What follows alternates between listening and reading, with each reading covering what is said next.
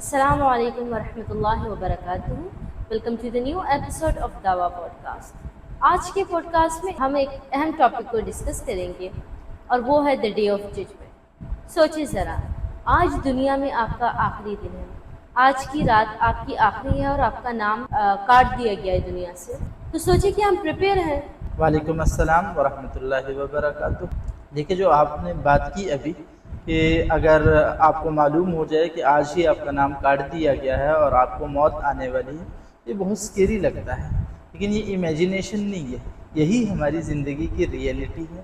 ہم آئے روز اعلانات سنتے ہیں کہ فلاں شخص وفات پا گیا، اور بہت سارے جنازے اپنے آنکھوں سے دیکھتے ہیں، بلکہ بہت سارے جنازوں میں تو ہم خود شرکت بھی کرتے ہیں. باوجود اس کے ہم سمجھتے ہیں کہ موت دوسرے کے لیے ہے اور ہم سیف ہیں. دیکھا جائے تو ہم ایگزامس کے لیے منتھ پہلے سے پریپیئر ہوتے ہیں. کوئی جاب انٹرویو ہو تو اس کے لیے بھی نوٹس بنا رہے ہوتے ہیں. ایون کہ کسی کی شادی ہو تو اس میں بھی ہمیں انویٹیشن کافی دن پہلے دے دی جاتی ہے اور پھر ہم اس کے حساب سے اپنی تیاریاں کرتے ہیں. لیکن جو ہمارا سب سے بڑا انٹرویو اللہ تعالیٰ کے سامنے ہوگا، اس کے لیے ہم بالکل بھی تیار نہیں. نہ تو ہم قبر کے لیے تیاری کرتے ہیں اور نہ ہی ہم آخرت کے لیے تیاری کر رہے ہیں. آج کے اس پوڈ کاسٹ میں ہم بات کریں گے قیامت کے بارے میں، یعنی کہ قیامت کیا ایک حقیقت ہے یا افسانہ ہے؟ قیامت کب آئے گی؟ ان قیامت کی علامات کیا ہیں؟ اس کے سائنس کون کون سے ہیں جس سے ہمیں پتہ لگے کہ قیامت قریب ہے یا دور ہے؟ اس کے علاوہ قیامت کے دن کیا ہوگا، اور اسرافیل علیہ السلام کے سور پھونکنے والا سین کیا ہے؟ اس کے علاوہ ہم آخرت کے لیے پریپیئر کیسے ہو سکتے ہیں، ہم اس کے لیے تیاری کیسے کر سکتے ہیں؟ تو یہ ساری باتیں آج ہم اس پوڈ کاسٹ کے اندر کریں گے انشاءاللہ. ٹرسٹ می، یہ ڈسکشن صرف نہیں ہوگی بلکہ یہ ہو سکتا ہے کہ آپ کی لائف ڈیسیژنس کو چینج کر دیں. So stay tune till the and, اور ہو سکتا ہے کہ یہ آپ کے لیے ایک ویک اپ کال ہو. سو اس کو آخر تک سنیے گا.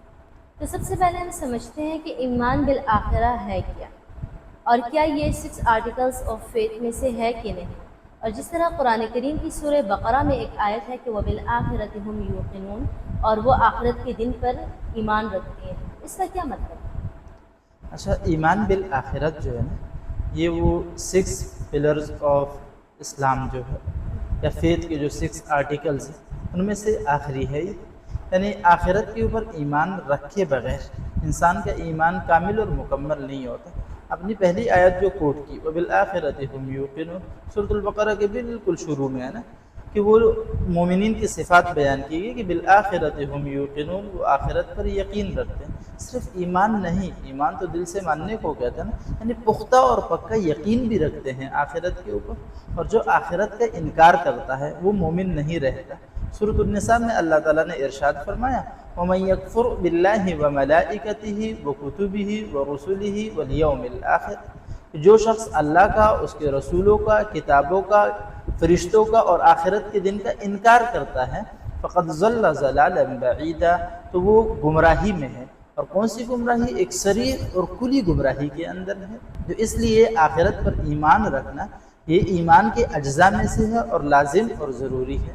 اچھا، آپ نے یہ آیت کا تذکرہ کیا نا، تو وہ سورہ ملک میں بھی تو ہے کہ قالوا بلا قد جاءنا نذیر فکذبنا وقلنا ما نزل اللہ من شیء.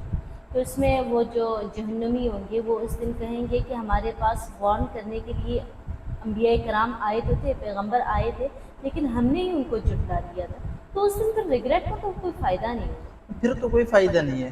لیکن آج کے ٹائم میں، یعنی جس وقت میں ہم اس وقت جی رہے ہیں، اس وقت آخرت کے بارے میں کوئی نہیں سوچتا، آخرت کی تیاری کے بارے میں کوئی نہیں سوچتا.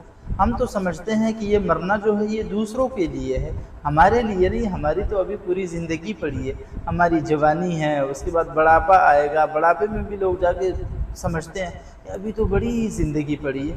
اور سمجھنے کے لیے ایک آسان سی بات ہے یہاں پہ کہ جب ایک انسان کی شادی ہوتی ہے نا اور اس کا بچہ ہو جاتا ہے تو اس کو اپنی جو بیکورڈ کاؤنٹنگ ہے نا شروع کر لینی چاہیے، کیونکہ اس کی جگہ دوسرا انسان دنیا میں آ گیا.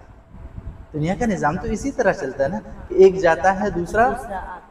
جب دوسرا آ گیا تو اس کی بیکورڈ کاؤنٹنگ تو اس کو شروع کر لینی چاہیے. لیکن ہم بہت غفلت میں ہیں. جس طرح آپ نے شروع میں تذکرہ کیا نا کہ لوگ جنازوں میں خود بھی شرکت کرتے ہیں، ہم دیکھتے ہیں کہ دن میں کتنے جنازے ہوتے ہیں، لیکن اس کے باوجود بھی ہم کہتے ہیں یہ تو چلا گیا مرنے والا. لیکن ہم اپنے بارے میں نہیں سوچتے کہ ہو سکتا ہے اس کے بعد اگلی باری ہماری ہی ہو.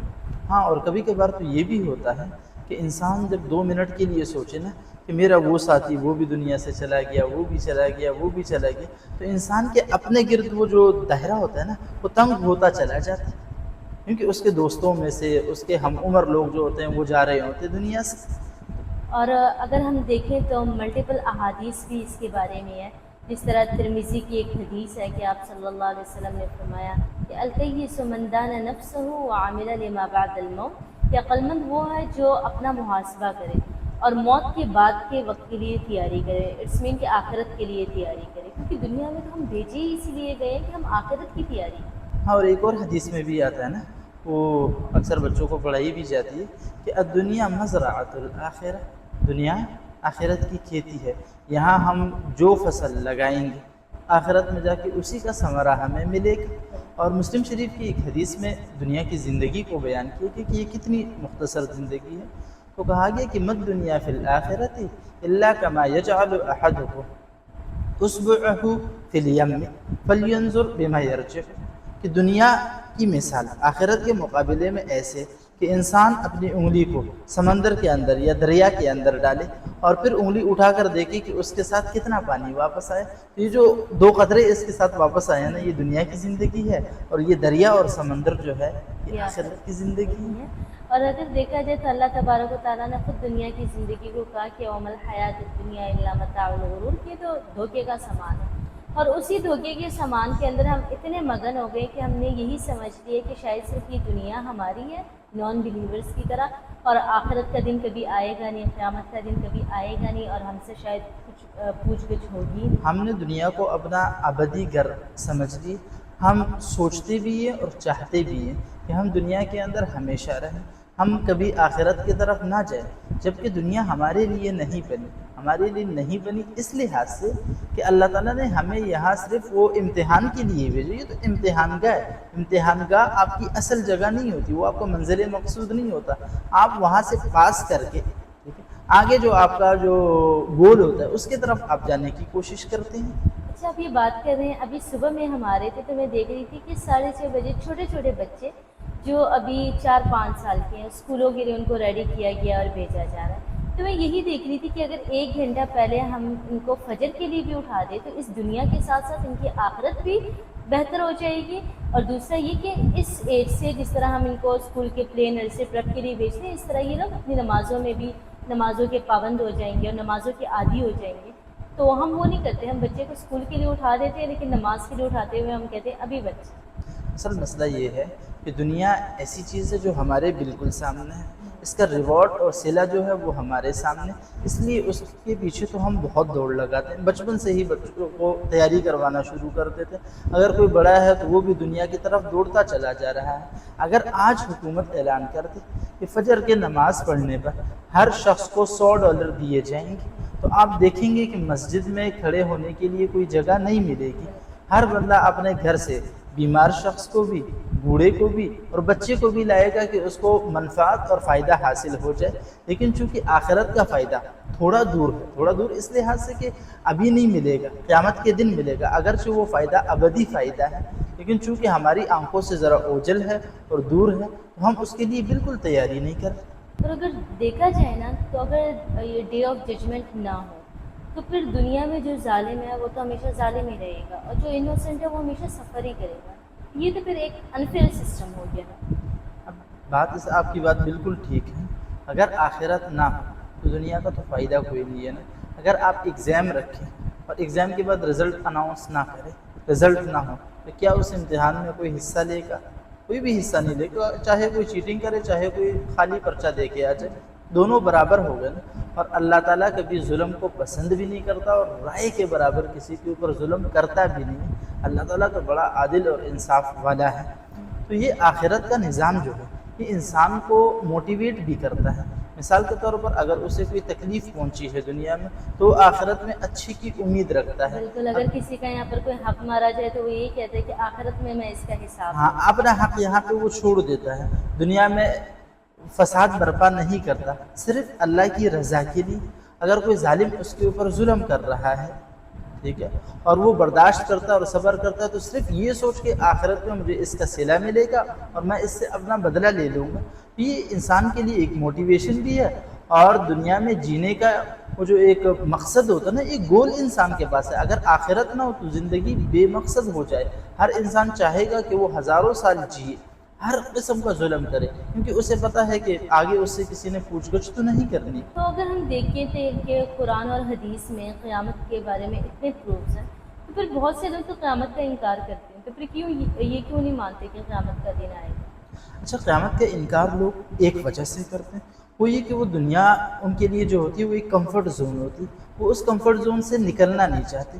مثال کے طور پر آپ بھی موبائل یوز کرتے ہیں، میں بھی موبائل یوز کرتا ہوں، ہم اپنی مرضی کی چیزیں اس کے اندر دیکھتے ہیں جو چاہتے ہیں، اور ہم یہ نہیں چاہتے کہ جو چیزیں ہم دیکھتے ہیں وہ لوگوں کے اوپر عیاں ہو جائے، ایک چیز۔ دوسری بات یہ کہ ہمیں لوگوں کے سامنے اس کے لیے اکاؤنٹیبل کیا جائے، ہمارے سے پوچھا جائے، پوچھ گچھ کی جائے ہماری، اس چیز کو ہم پسند نہیں کرتے۔ تو لوگ چاہتے ہیں کہ وہ دنیا میں ہمیشہ رہے، کیونکہ دنیا میں ان کے لیے کافی آسانیاں ہوتی، اور آخرت کو وہی انسان نہیں مانتا جس کے لیے دنیا آسان ہو۔ جو دنیا میں سفر کر رہا ہو نا، وہ آخرت کو ضرور مانتا، وہ چاہتا ہے کہ آخرت کی طرف آخرت آئے اور جو میرے اوپر ظلم ہو رہا ہے، کہ ہاں، میں جو اس کا کے ساتھ بدلہ ہو رہا ہے لے یا جو وہ اچھا کر رہا ہے اس کا اسے ریوارڈ ملے۔ تو لوگ یہاں سے جانا اس لیے نہیں چاہتے کہ وہاں قیامت کے دن اللہ تعالیٰ کے سامنے وہ کھڑے ہوں گے، اپنے اعمال کا انہیں حساب دینا پڑے گا، انہیں جزا اور سزا دی جائے گی۔ جزا سے تو کوئی بھی نہیں ڈرتا، لیکن سزا کے ڈر کے وجہ سے وہ پھر آخرت کے انکار کر دیتے، یہ نہیں سوچتے کہ ہمیں تیاری کر لینی چاہیے اور ہم جزا کی امید رکھیں، کیونکہ انسان ویسے تو سوچنا اسے پازیٹیو ہی چاہیے، لیکن اکثر یہ ہوتا ہے کہ انسان نیگیٹو پہلے سوچتا ہے اور پازیٹیو بعد میں سوچتا ہے۔ مثال کے طور پر اگر ایک شخص کے اندر 10 اچھائیاں اور ایک برائی ہے تو پہلے اس کی ایک برائی بیان کی جائے گی، پھر اس کے بعد اس کی اچھائیوں کی باری بعد میں آئے گی۔ تو آخرت کے بارے میں بھی سزا کا تصور ذہن میں پہلے آتا ہے اور جزا کا بعد میں آتا ہے، اس لیے وہ لوگ آخرت کا انکار اٹس کرتے ہیں۔ مین کہ جو لوگ آخرت کا انکار کرتے ہیں وہ انکار کریں بھی تو آخرت تو پھر بھی آئے گی، قیامت کا دن پھر بھی آئے گا، اور ان کو اللہ تعالیٰ کو فیس کرنا پڑے گا۔